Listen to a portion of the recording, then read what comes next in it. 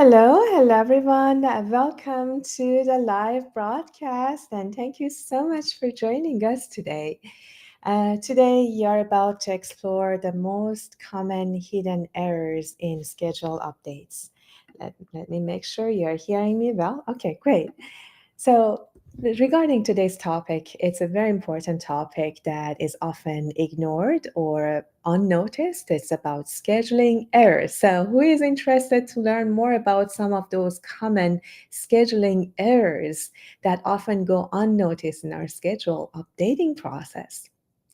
So, about today's topic, as you know, a well managed and accurate schedule is really critical to project success. Without that, we don't know where we are on track and we cannot manage our schedules properly.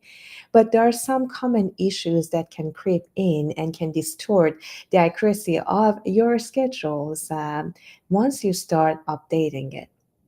And talking about schedule updates, while most of the planner schedulers do a good job looking at the schedule update for one period and make sure the quality of the schedule is good and everything is done properly during that period. But the problem is the true analysis is not going to kick in until the next update. So, here are some of these topics that we are going to dive into today's discussion about the schedule updating process, and of course, some of the hidden errors that often go unnoticed during the schedule reviews. And also, we are going to cover some best practices in implementing some project controls measures to prevent and address these scheduling errors. Sounds good? So, before we dive in, if you haven't done so already, may I ask you to get in the chat, introduce yourself, tell us who you are, from which country you are tuning in from. Also, would you mind clicking on the repost or reshare button from wherever platform you are joining in and help us spread the word to other people in your network so others can join this value packed session as well? Let me see if we are getting the comments from anyone. So I see Adam is joining us, and I think from YouTube he's joining us. Thanks for joining us, Adam. Welcome. So he currently works as a PMO looking into cost control specialist. Great. That's great that you're here. So if you are here, everyone, please go ahead and introduce yourself so we can you can benefit from this session and engage. So, about me, I am Shara Gorbani, and I'm really delighted to be here with you today. And especially about this topic, I'm very curious to know those common hidden errors in schedule updating process from our guest speaker. So today is going to be a value pack session, and it's going to be a casual conversation. It's not like our master classes or webinars that would be PowerPoint presentation or things like that. It's going to be just a casual conversation with an expert on the topic, opening up this important topic for you guys. So I want you to really engage in the conversation, ask your question throughout this conversation, and let us know if you have any question. We will make sure to address your questions throughout this session as we go through this 1 hour session together. And I see finally you guys are getting engaged in the conversation. Thanks for joining us. I see you here. Afzal joining us from Saudi Arabia. Thanks for joining us. I see Baron is here from Ottawa. Welcome. Glad to see you, Baron, here. Sam is here from Iran. Thanks for joining us, Sam. And we have Bruno from Brazil joining us. Thank you, Bruno. We also have Michelle joining us from Maryland. Oh, sorry, Michael joining us from Maryland. Abdul joining us from Texas. Thanks for joining us. Alberto joining us from Venezuela. Great. Glad to have you all joining us again at any time that you're. And Rosmin is here. Glad to see you, Rosmin, joining us from Calgary. So thank you so much, everyone, for joining us. Again, these sessions are designed for you to get the most from this discussion. So have the conversation going on and being engaged throughout the conversation. And please, as you are here, click on repost so others can benefit from this value packed session as well. So, about today's guest speaker, I'm glad to inform you that we have really an expert on the topic joining us today, Billy Upchurch, who is the co founder and product specialist at SmartPM. He brings over 15 years of experience in construction, product development, and delay analysis consultancy. So, please help me big a warm welcome to Billy Upchurch to start the session. Billy, thank you so much for joining us. Really glad to have you here, and we cannot wait to dive into the discussion with you. Yeah, thanks for having me. Awesome. Billy, to get started, first tell us a bit about yourself, who you are, and how you become the expert you are today. Yeah, so I'm from Atlanta, Georgia, here in the United States. Went to Georgia Tech and studied building construction there.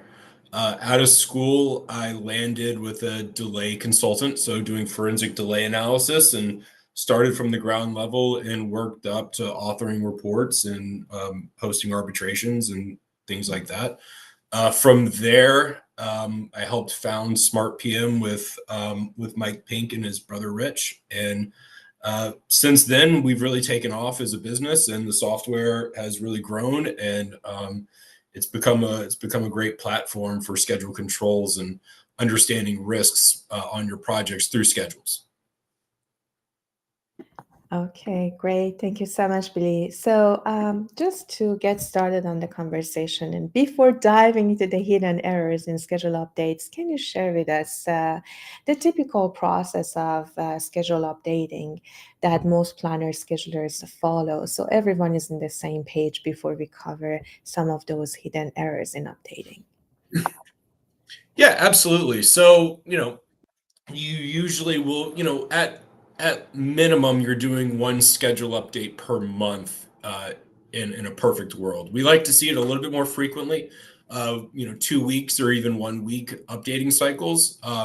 The shorter that duration in between updates, the more likely we're not going to have a lot of the issues we're going to be discussing coming up. It's one thing if it's a 30-day cycle and you're sitting down in a trailer and trying to remember what has happened over this past month. Details get hazy and inaccuracies start to pop up. So we like to see it 2 weeks is probably 2 week cycle is probably the best, but generally speaking, you have a baseline schedule. So before the project starts, you create a plan, usually through a CPM scheduling tool, where we list out what needs to be done, how long all these things are going to take, and what order do they need to go in, and then let the program calculate your schedule for you and generate a critical path. From there, we we begin the project, and through those updating cycles we take site walks or understand progress on the project and reflect that in the schedule. So marking things as actually started and actually finished on certain days. If activities are in progress still at the time of an update, we give it a percent complete. So if I have a 10-day activity that's 50% complete, then there's 5 days left on it, right? And so forth. And then at the end of that progress updating, we then, everybody knows a project never goes perfectly. So we're making changes, we're resequencing work, we're adding change orders, we're making plan changes to the right side of the schedule. And through that schedule, we're updating it so that we can make better decisions as the project progresses. We're using that schedule as a management tool, and not necessarily how it sometimes goes as just a box that I need to check to get paid. So that's the idea at the end of the day, is to be able to create a snapshot of your project at any given moment in time so that you can continue to manage efficiently and get the job done on time. Great. Thank you so much, Billy. So, now curious to know those hidden errors. So, we all are familiar with the typical schedule updating process, but what are some of those common errors that usually we don't notice during the update process that really distort the accuracy of our schedule after each update? Can you share some of those, please, with us, Billy? Yeah, absolutely. I think to set the stage and what kind of prompted me to choose this topic for today is, we talk about schedule quality as an industry, and a lot of us default to what we call the DCMA methodology. That's has become the industry standard in a lot of ways, and it's been set forth by the U.S. Army Corps of Engineers and specified out. And on top of that, we look at schedule quality as more of a static analysis. So we're looking into the future. We're looking at it's really focused on the plan side of the schedule. Are we missing logic? Do we have too high of durations? Are we too heavy with constraints? Those typical schedule quality metrics we all know. They deal with the right side, the plan side of our schedule. I think in this came up through SmartPM. This really came to light as we were building out the platform, but it was also something that as a delay consultant, I would have to reconcile manually. When you get schedules, you will see discrepancies in the actual progress updating, not just the plan side of the schedule, but the story we're telling in the past. And I've identified 8 of them, and I actually have 1 or 2 that actually do deal with the right side of the schedule, the plan side. But and the first one that we really started noticing was a phenomenon we call backdated activities. And follow me here. Backdated activities are where in schedule number 1, we have a planned activity in the future. And then in schedule number 2, that same activity gets actual start and actual finish progress before schedule number 1. So theoretically, that activity should have been marked, progressed, and finished in schedule 1, where it was actually in the plan still.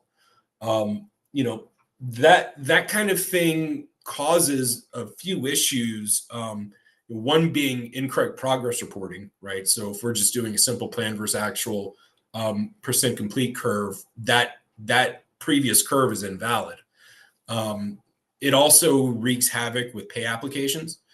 So if we're marking things as completed and in need of reimbursement and payment, we had an inaccurate status in our last update, and now we have unexpected costs later on.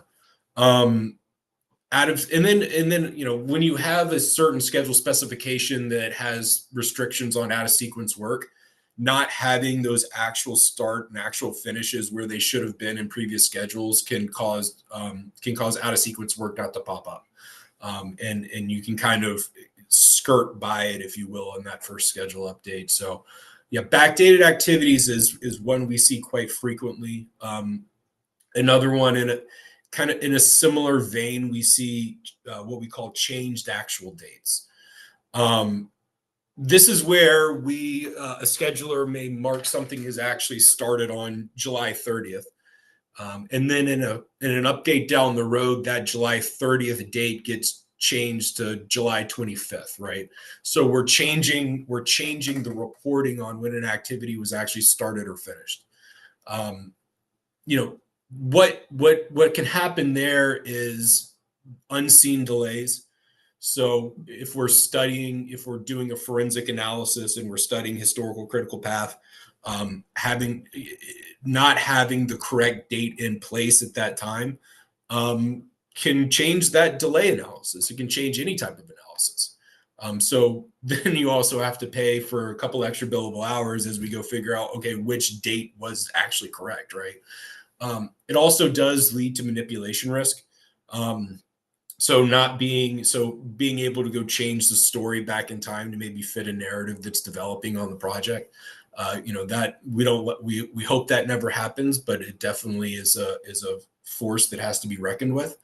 It alters your resource allocation models or efficiency models, if you will. So, if we're changing the actual duration an activity took, understanding what it took to get that activity done gets a little bit more murky. And when you're pull planning or when you're readjusting durations in your schedule based on actual progress. So, pick a simple electrical rough-in activity. If I have planned for each floor of a building to take 7 days, but I'm actually not doing them in 5 days, then I may want to go reflect that actual progress and with those remaining electrical rough-in activities. However, if I'm having changed at durations in the past, well, that becomes a much harder task to do, and it becomes more difficult to make my schedule more reflective of how the work is going. It just adds a layer of complexity when studying the historical dates, because you don't know if what you're looking at is correct from update to update. The next one we see is what we call decreased percent completes.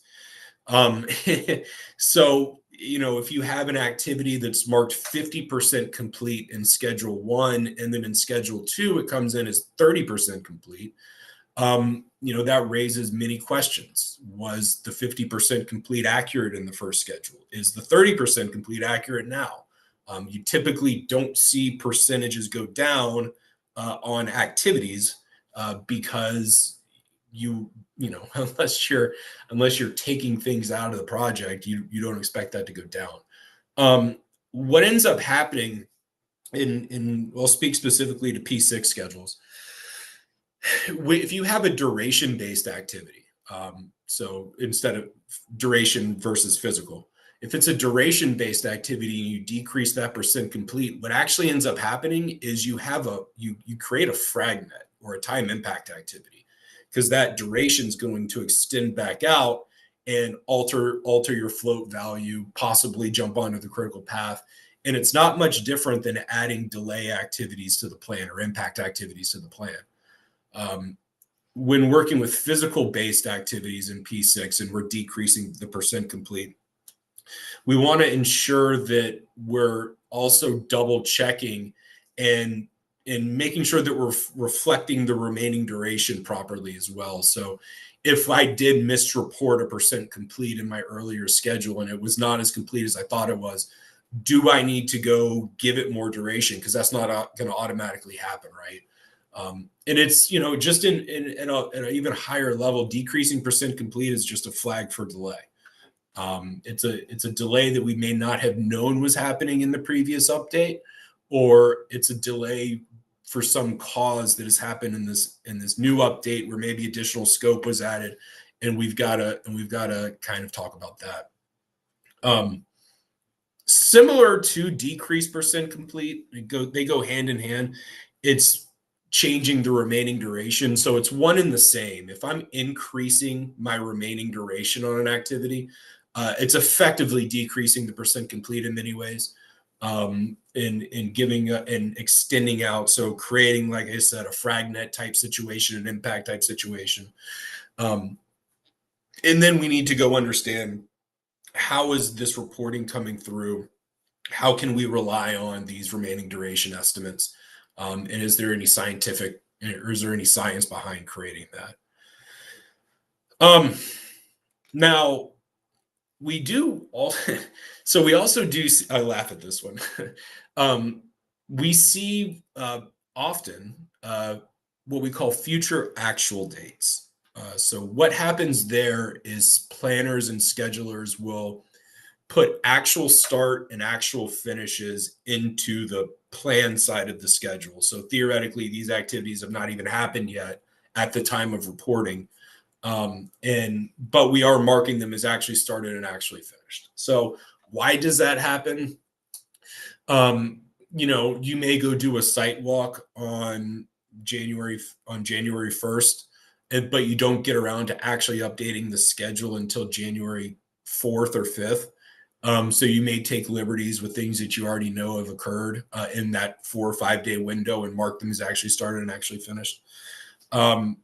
Some people just assume that these things are going to happen. I know that the concrete guy is coming out for a pour tomorrow. I'll go ahead and mark it started or finished.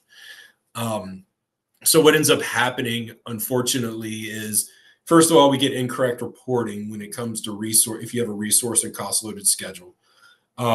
Also, we just take the CPM methodology out of the game there. We don't allow CPM to work the way that it should. Effectively, what you're doing is you're creating constraints in the schedule and forcing things into certain spots. And in kind of washing away the best parts of CPM, where it's able to do the math for you and let you know how the work should be executed, or when the work should be executed, instead of you telling it when the work should be executed. So we do see a lot of actual dates in the future, more than you would imagine.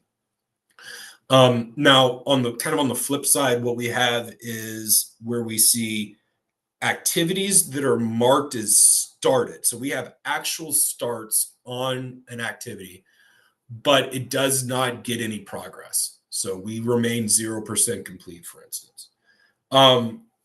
Logically, this just doesn't make any sense. How can something have started and not progressed in any way, shape, or form, even if it's just a simple 1%? What ends up happening is unfortunately, what we see most of the time is we mark things as actually started with no progress for two reasons. One is we don't have the information on progress, so we just leave it as zero and at least get something in there. That's not a great practice, because you definitely want to follow through and complete the update all the way, and that includes putting progress in something that is started but not finished. We also do see that from time to time in an effort to circumvent out of sequence checks. So if I have something that would be out of sequence without having a start date on it, so if I'm in a start to start with some lag, for instance, we may just put an actual start date on there so that any out of sequence reporting doesn't get picked up. Also, unseen delays can occur through here, because remaining durations can be jockeyed. And you don't necessarily see that because the percent completes at zero. So there's not really a flag anywhere if you're looking at it manually to try and pick up on that. Now, getting to kind of the right side of the data date a little bit more, we do see another one that we often see is activities writing the data date. So what that is an activity that logically should be started by now. So it may say it's a finish to start logic tie, and its predecessor is complete, but it hasn't started. So it's just kind of getting pushed by the data date. We see that as a risk due to float erosion. So as your activity is writing and pushing, your float number, if everything is remaining equal, is collapsing. And that is a compression risk. That's where we start to see things stack, and that's where we start to see things kind of compile on top of each other and create compression, where you may be stretched thin on resources. And it's this kind of hidden version of compression. When we think about compression, everybody generally goes to, breaking a finish to start tie and sticking it start to start, right? We went and on purpose overtly did something to the schedule to cause compression or acceleration or delay mitigation, whatever you want to call it. In this case, when we have activities writing the data date, we're unintentionally compressing the schedule just because things are naturally stacking, as long as that end date isn't moving. So being able to pick up on activities writing the data date is an early indicator that compression is occurring before you wake up one morning and you don't have enough manpower to achieve what's on the schedule. It also is an indication that we need to review the logic of an activity to ensure that there is not predecessor work to it, and that's what's holding it up. So it gives you an opportunity to study the sequencing in the schedule and correct any necessary logic. And finally, the DCMA specifically, and a lot of other checks, they look at high float. So the average amount of float on your schedule, or how many activities have a float of over 60 days. We always kind of look at it from a too much float perspective. And I know that sounds crazy to say that we can have too much float, but you can. You can kind of flip that on your head and study, well, how many activities, what percentage of our remaining schedule has low float? So how many activities on our schedule have a float of less than 10 days, right? I don't think we look at that enough. And the reason why we would want to look at that is the higher percentage of activities that have a low amount of float, the more volatile my critical path is going to be. The more likely I could wake up and the next schedule update is going to have an entirely different critical path sequence as opposed to what I was studying before. Um, that also creates an environment for critical path delay, right? The more activities I have hovering around my critical path, the more things that could go wrong that could cause my end date to kick. And finally, with low float, it's just a resource constraint or exchange of resources. If you have quite a few high profile, high risk activities, you have to service all of those activities with urgency, whether that's actually achieving the work on those or responding to RFIs or design changes or whatever comes in based on those activities, right? Everything is just more heightened when you have a significant amount of activities with low float. Um, so I think that's my list. I'm looking, make sure I didn't miss anything. I know I just shot a lot at you guys, but yeah, that's kind of what. But we never really think about these things, or at least I didn't before I started looking at these things with greater speed through the SmartPM system, and studying all of these schedules and actually seeing it presented in front of me. You knew they were happening, especially as a delay consultant, where the number one thing we would have to do is corroborate actual starts and actual finishes with records, right? Photos, daily reports, pay applications, all of that. But you never really knew how pervasive they could be until you really start looking at the data from update to update. Great. Thank you very much, Billy. Let me just activate my camera. So great list. I just noticed some missed the beginning of it. So I'm just going to quickly recap for everyone who missed this. I captured 9 points. So that was great. So correct me if I'm wrong, Billy. So the first hidden error in schedule updates that Billy mentioned was backdated activities. Just for clarification, what you exactly meant by backdated again, Billy? Yeah, so a backdated activity is a progressed activity, so something with an actual start and or an actual finish that should have been in an earlier schedule that was not. So it was an activity that was in the plan of, say, your schedule update number 1, and then in update number 2 it got dates before the data date of update number 1. So it should have been marked as progressed in update 1, but it was not until update 2. Got it. Thank you. So that was the first hidden error. The second one that Billy mentioned was changed actual dates. That's the second one. The third one, changing the task durations. And we do that a lot to make sure that we are not showing delays, and that's not a good one. I would say I would qualify that change more specifically, changing the task remaining duration. So Remaining. something that is actually already in progress and short and extending the remaining duration. Yeah. Yeah, I Oh, there have you go. that Yep. as another one. Yeah, so changing the remaining duration of an activity. So future actual dates. I have not seen anyone does that, but that's interesting when you captured, Yeah. Billy. So yeah. And number seven, activities that are started but showing zero progress, and activities writing at the data date. That's a good one for sure. And finally, not looking at the average float of activities. And as Billy mentioned, like those DCMA points and others, like I looking at the small float left, but not at the average float on all activities. So great points. So these were the 9 points that was captured. Did I capture them all, Billy? Yeah, that last one, it's more the DCMA highlights activities with high float. So it's something that has a lot of wiggle room or maybe too much wiggle room.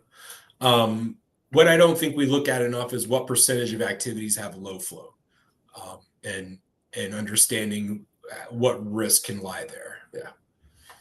Exactly. Great. So now that we know the common scheduling errors, Billy, what is your recommendation to avoid those from happening?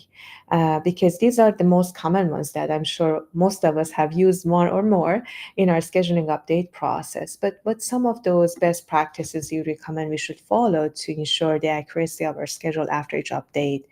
Is there anything that you would like to address so we make sure we follow that and don't fall into these traps of those errors that would cause issues with our schedule updates?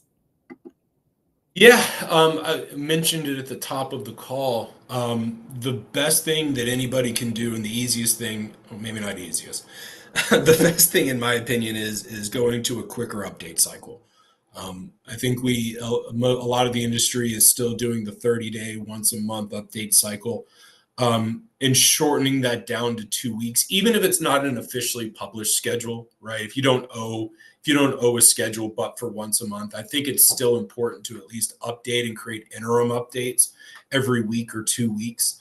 That way, in my former life, I get involved with just some straight scheduling engagements, and you'd show up to the site at the end of the job, or at the end of the month, and then you're sitting down with superintendents and project managers and trying to figure out, okay, when did we start level one cabinets, back in the beginning of the month, and it becomes a fact finding mission and is pretty inefficient.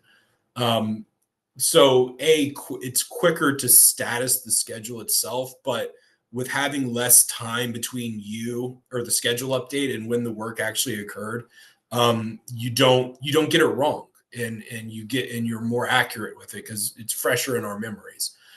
So I think that would be the number one thing for me, is to increase the rate at which updates are produced. Um, on top of that, it's really giving your schedulers the power to create these accurate updates, right? Giving them the documentation and the training to go create them, putting processes in place, and having internal schedule specification documents, right? If not even project based specifications, I'm talking about organizationally based specifications. So look, we're going to check, and there's got to be a check somewhere. I think that should go without saying. We need to check for these things. But if I'm going to increase a remaining duration, or decrease a percent complete, or uh, you know what I probably need to report why. There needs to be a why about it.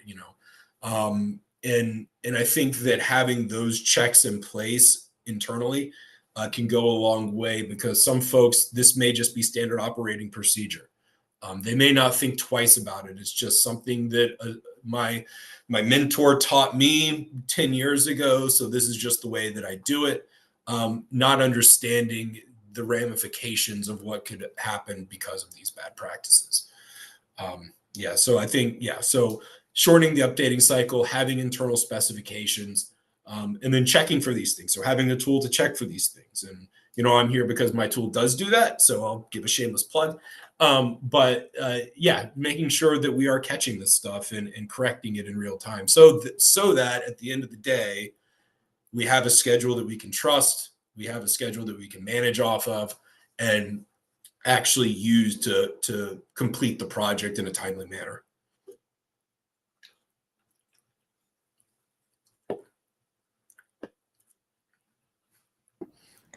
Okay, great. Thank you very much. I was trying to capture the notes as well. So you mentioned to some of the best practices to ensure these errors are not being followed, or are not we are not doing those errors, is shorter updating cycle, at least 2 weeks time frame, and also having internal checks and balances and process and procedures for doing the schedule updates, and of course having a tool that can help us do those checks and balances. These are great points. Thank you very much, Billy.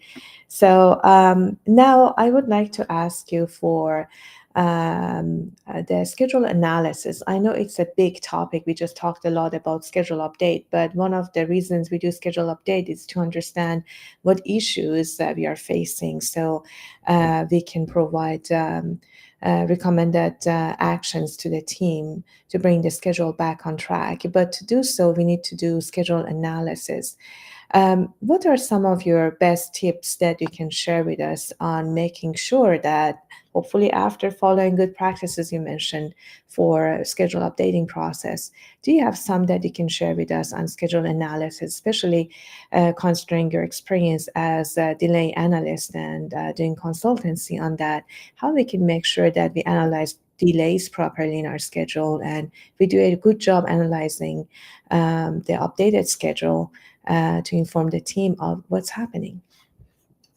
Yeah, absolutely. So the first thing, and we've talked about this, is the subject of this call, is schedule quality. So not just what I've been talking about, the updating practices, but also the more traditional static schedule quality checks.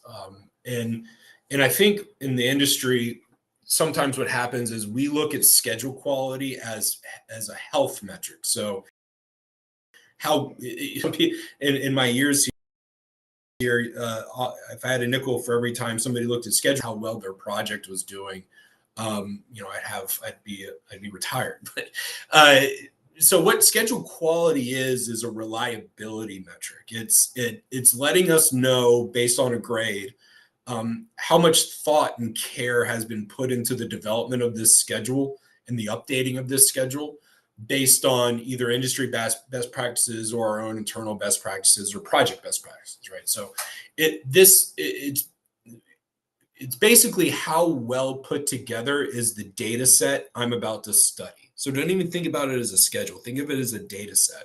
How reliable is this data set for me to process a delay analysis through, or check compression, or ensure that my critical path is correct and the constructability of the project is reflected in the schedule, right?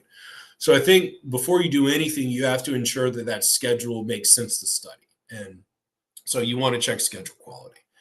The next thing I usually do at this point, and this is through the updates, is look, every project, whether we like it or not, okay, 95% of projects get delayed in some way, specifically on the critical path.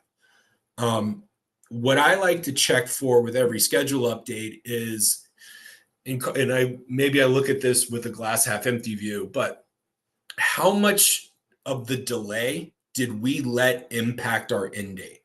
So think about that. If we had 10 days of critical path delay, how much of those 10 days did I let my end date slip by, right? So, and I'm going to share my screen and help illustrate this here. We'll come over here.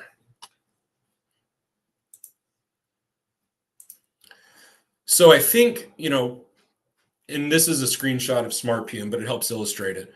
So, through all of my schedule updates on this project, SmartPM has identified that my end date has shifted from March 14th to May 5th, right? And so that's 52 calendar days. Everything I talk about is in calendar days.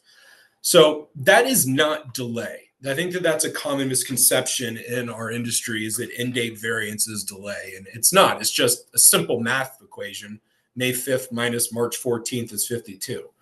Now, what I want to then know is, through all the schedule updates, how much delay have I actually incurred? And the answer here is going to be 90. So what that 90 represents is through slower than planned progress, through no progress, maybe even, or what have you. I have delayed my project 90 days. So theoretically, another way to think about it is, if I would have made no changes whatsoever to my baseline schedule and simply updated it, I would expect my end date to have kicked out 90 days. Now it didn't. It only kicked out 52 days. And that's because of this number here, what we call future acceleration. Some people call it recovery. Some people call it delayed mitigation. But effectively what we've done is, on the right side of the schedule, I've made changes, whether it's shortening durations or stacking crew or what have you, to bring the end date back in 30 days. Another way I think about it is, I've written a check for 38 days that I got to go cash later on this job. So 90 minus 38 gives me that 52 days of end date variance. So I always like to run this check. I like to understand, okay, how much delay should we have had in this period? And how did my end date how did I let my end date react to it? So just a quick visual here. If we've got this very simple MEP and sheetrock schedule here, and I have an update where sheetrock level 1 does not start and pushes the critical path out, that's 5 days of delay and thereby 5 days of end date variance. I made no changes to the schedule out here. Now, if I go and take that last activity and cut it in half, right? I changed the plan duration from 10 to 5, you know, nothing changed back here. This sheetrock level 1 activity was still just as delayed as it was before, but my end date variance is 0 because I cut this activity in half. So tracking how the decisions we make because of critical path delay affect my end date. That's the next step I usually like to go into when we're doing a schedule analysis. It's okay, are we do we have good schedule quality data? So can I trust the analysis that I'm about to do, whether it's in SmartPM or manually?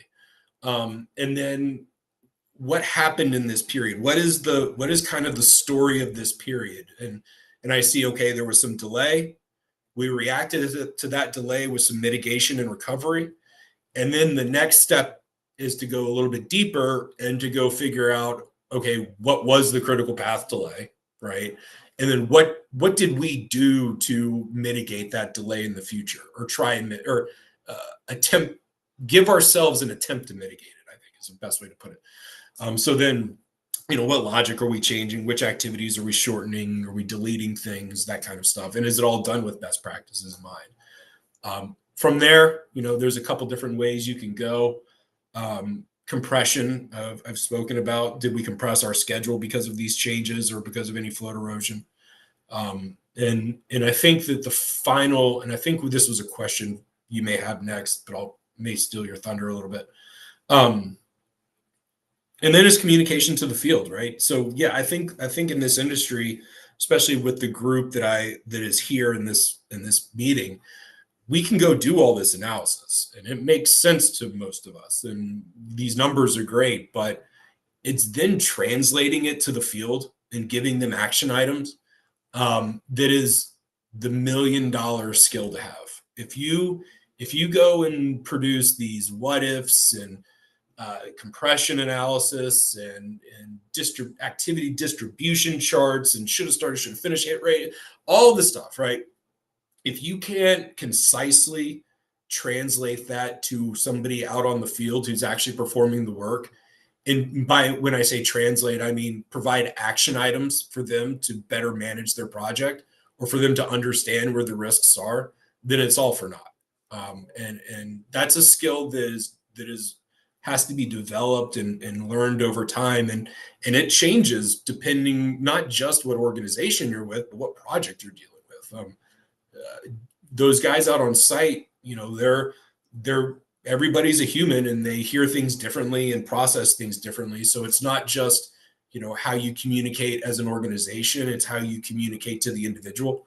And that's the final step of schedule analysis that I think a lot of people don't really talk about all that often. Is you can go do all the calculations, but how are you going to then transmit that information so that the guys with boots on the ground can actually use it to perform better out on the job? I love that, Billy. And yeah, just what to do with all this data and all this analysis and how to communicate that properly. That's a great point. And that's the skill set you mentioned. That's great. Thank you very much. I don't know why the audience are so quiet. I haven't seen any question coming yet. So I give Yeah, everyone I a haven't few minutes. confused them.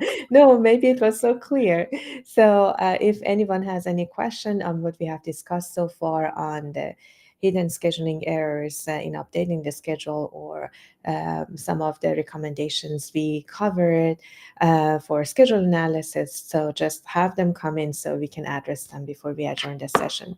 But now, while the audience hopefully asking their questions from you, Billy, I'm also curious to know more about the tool that you mentioned. Like, one of the best practices that you mentioned for analyzing the schedule was having a tool that can help us understand those, or giving us those metrics or KPIs. And when it comes to the scheduling, as we all know, even if we are using Primavera Cloud or whatever Primavera version we are using, honestly, it doesn't do a good job in analysis or in giving us the KPIs or analytics out of the schedule.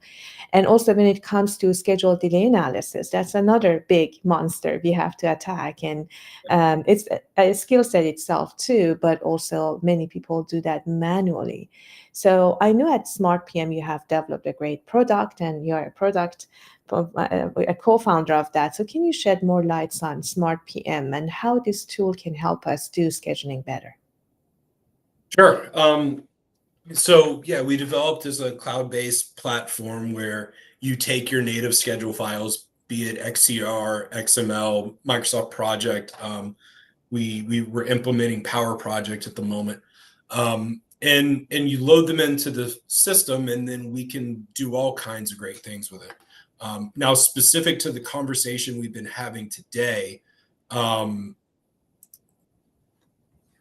so specific to the conversation we've been having today, what I'm looking at here is the SmartPM company dashboard, and you can see the different schedule quality grades here on the right hand side.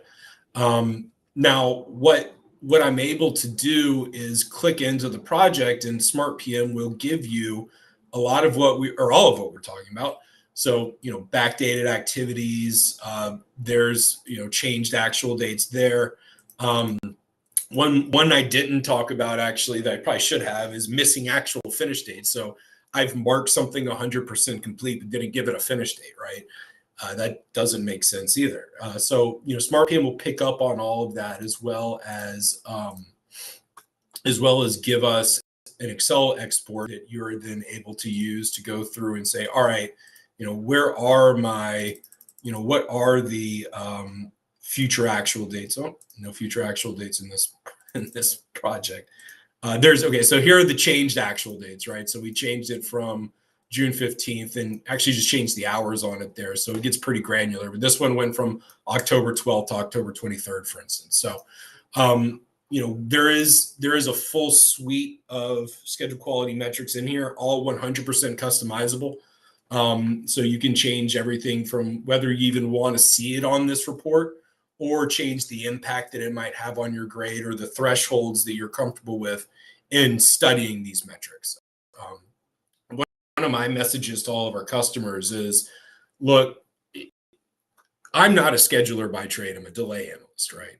So I have a different perspective on it. And I always say there should be schedule quality fits all. It should be, you should develop a rubric by the project. If you've got 50 projects, maybe you don't have 50 different schedule quality rubrics, but you should have a few to best reflect how the job should be put together, so you're not getting dinged because of restrictions that are required for other work or more of a global level.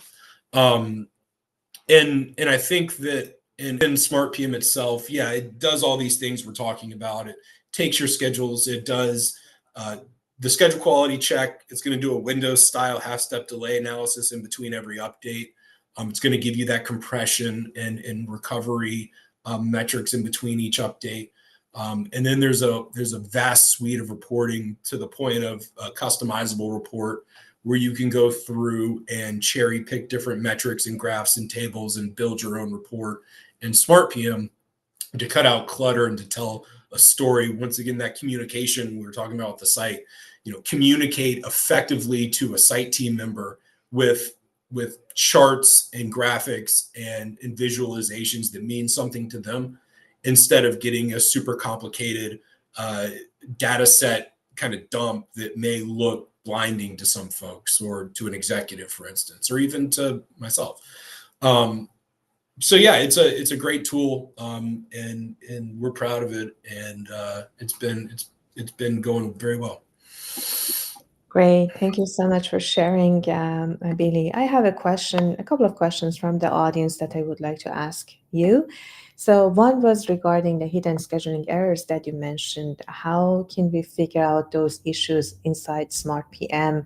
So the question by Rita is, are you using Visualizer in SmartPM to address or to find those hidden scheduling errors? Do you recommend any other tools, or if you can just shed more light on how we can really detect those hidden scheduling errors that you mentioned earlier today? Yeah, so I'm not quite sure what visualizer, what it means in this Maybe the context. schedule visualizer in Primavera, maybe, I mean. Oh no, so everything we've done is built is grassroots organically built by us. So we do not have any plugins or any external services we use. Everything is done in house. So effectively, the way that it works is SmartPM is taking in that XDR file as a data set, correlating activities from update to update with the activity ID, and then recognizing these types of changes. So they're hard coded by us. And do I recommend any other tools? No, no. I think if I did, my marketing team would break my door down and unplug my computer. But no, I do not recommend any other tools. But maybe if you can share how we can detect and see those hidden scheduling errors inside SmartPM, that would give us a better visualization of is it visual, is it through KPIs, is it a report that we can get out of SmartPM, how we can detect those, or Yeah. should we So okay. manual that So we can, yeah.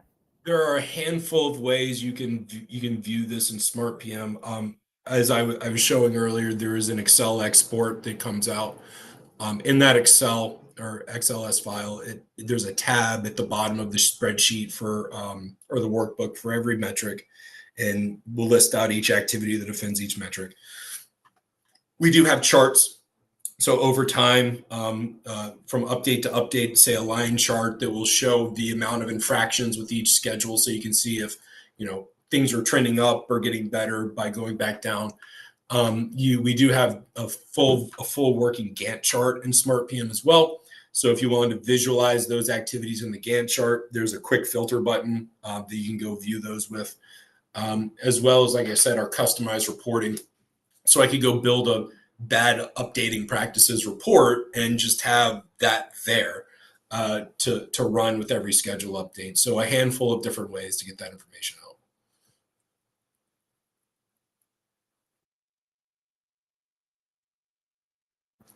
Sorry, I can't. I think I lost you Sorry, there. I was muted. Sorry.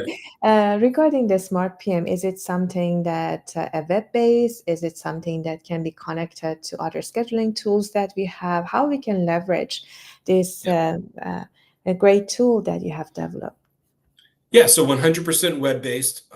As long as you have an internet connection, you can access it. We do connect. We do have an integration with Procore.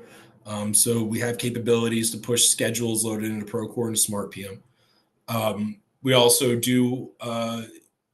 do custom implementations where we can connect to your Primavera databases and set up scripts that will automatically export and push schedule files to SmartPM to alleviate any manual loading that you may not want to do, um, as well as certain instances or certain setups with Microsoft Project. We can also implement that as well. Um, so yeah, but it's all 100% web based. We run our services on Amazon Web Services, and there's nothing to install and updates are pushed. We do a bi-weekly updating cadence, so new features and new releases are automatically pushed out every 2 weeks. And what should we expect out of Smart PM? Why you recommend this tool? Is it on the analytics side that's really standing out? Is it on delay analysis that's standing out? What is special about Smart PM that you want planner schedulers to know more about? Yeah, it's all of the above. You know, as a consultant, I was doing all of this by hand, and I often found myself, and when you do things by hand, obviously it takes longer, and you would find yourself with a budget, right? I've got an hourly rate, and I can't exceed a certain budget, and so I have a certain amount of time to get an analysis completed by. And when you're working under those constraints, you only have a couple of opportunities to go down certain rabbit holes and produce an analysis. So you got to be pretty sure about what you're doing before you actually start down a proper delay analysis path, right? I believe that this is the critical path of the project, and I'm heading down this route. Um, with Smart PM, I mean, and it sounds ridiculous, and I know it, but I can do what would take me 40 hours in a week, and I can do it in about 3 or 4 hours in SmartPM, and it cranks, right? It just goes. So you have the ability in a delay analysis situation to create tons of what ifs and do some advanced modeling. And there's all kinds of bells and whistles in there to produce different types of analysis and test different assumptions, all of which we're also eliminating the element of human error when it comes to running the calculations. Now, with just outside of a delay setting or a claim setting or a dispute setting, what this allows us to do is track risk, start to find trends that can cause issues later down the road and get them corrected ahead of time.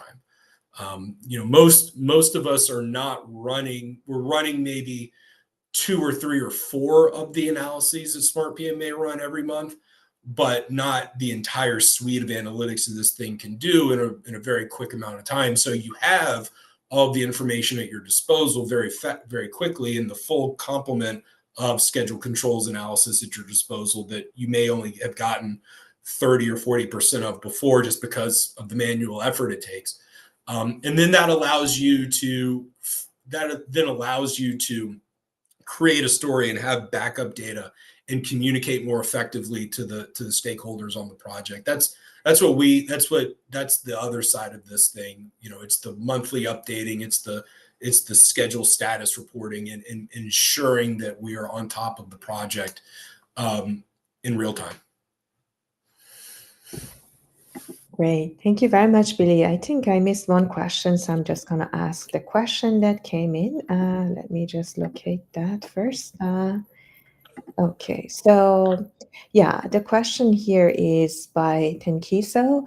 So he's asking, if I don't have a scheduling program and receive the scheduling PDF, what should I look for to determine the impact of the delays? So in situations where you only have access to PDF versions of the schedule, the number one thing with a bullet that you can do for yourself is to ask that the total float column is incorporated.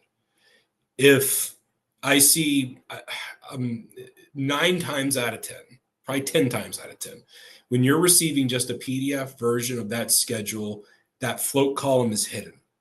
And you cannot, and especially if we're starting to talk about constraints and they're dropping in a bunch of negative float, and all the bars are red and we don't know where the critical path is. If you don't have that total float column, you can't even begin to start a delay analysis. You have to understand where the critical or longest path is. And the only way to do that through a PDF is to understand where the total float is. You could also ask them to include logic arrows in the graphic. So having the little arrows connecting the bars, that gets messy real quick. But that's the other kind of piece of it, is not only do I not know the criticality of any given activity, I also don't know the logic sequence that has been produced. And the only way to really get that out of a PDF is to have logic arrows produced in the bar chart area. But like I said, that gets real messy real quick. And especially if you're jumping over pages and what have you, it can be difficult to trace. So yeah, it's very difficult to perform a meaningful delay analysis on PDF versions without a float column. Even with the float column, it's pretty hard. But yeah. Yeah, exactly. I really love your recommendation you mentioned about adding the total float column, and many miss that or by purpose don't show that because that shows how messy the schedule is. Maybe another thing I can add, making sure that the baseline line are also added, because I have seen many don't show that as well, just show the current schedule. So when you're adding the baseline and you can see the deviation from the baseline and how much delay you're already experiencing on this current schedule, but the total float column is definitely a have to. We should have that there. Thank you so very much. Believe you're at the time, so I don't see any other questions come in. So for those who are interested to learn more about SmartPM or get connected with you, what is the process, Billy? Visit our website, smartpm.com, and you can get all the information you need there. There's also a demo request. Would love for anyone to click that button and for us to show you a live version of how it works. So yeah, always happy to do those. Awesome. Any final comment for project planner schedulers who are watching you here either live or on the recording? No, nothing much more. Thanks for sitting in and listening, and hopefully this helped out, and you guys can take this into your daily lives. Exactly. Yeah, we need to do more analysis on our schedules. That's definitely, we have For to sure. consider that. So thank you so much, Billy. That was really a great discussion we had, especially you covered a lot of hidden errors in scheduling updates. So it was really insightful. Thank you very much. And for those who joined in the middle of the session and missed some, don't worry, the recording will be placed on our LinkedIn page, Project Control Academy LinkedIn page, as well as our YouTube channel. So you can go back and recheck the content that you missed. So, with that, thank you so much, Billy. Special thanks to SmartPM also for this session. So, thanks everyone. So, we will have Yeah, another session next month with another expect on another great topic. So, until then, have a great time. Thank you so much, yeah. everyone.